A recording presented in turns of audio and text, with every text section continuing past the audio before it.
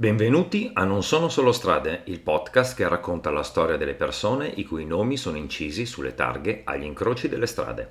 La puntata di oggi è dedicata ad una via molto lunga che collega la circonvallazione con la zona dell'ippodromo. Eccomi in via Civitali.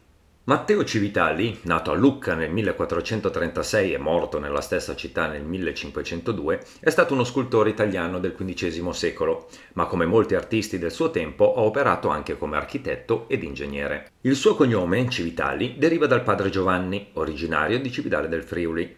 Matteo nacque a Lucca e si formò artisticamente alla scuola fiorentina.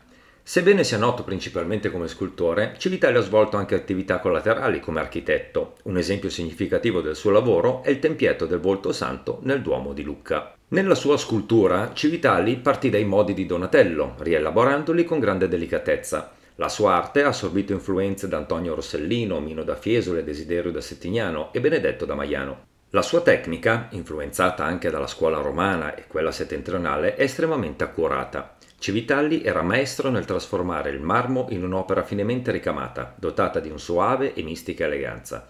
La sua capacità di risolvere la monumentalità con toni patetici e incantanti giochi chiaroscurali ha caratterizzato il suo stile unico. Le sue opere si trovano a Pisa, Lucca, Sarzana e anche nella cappella di San Giovanni Battista a San Lorenzo a Genova. Il figlio di Matteo, Nicolao, ha seguito le orme del padre, dimostrando abilità tecnica ma senza raggiungere lo stesso spirito artistico. Nicolao è stato anch'egli architetto, con opere attribuitegli a Lucca come Palazzo Orsetti e Palazzo Cenami.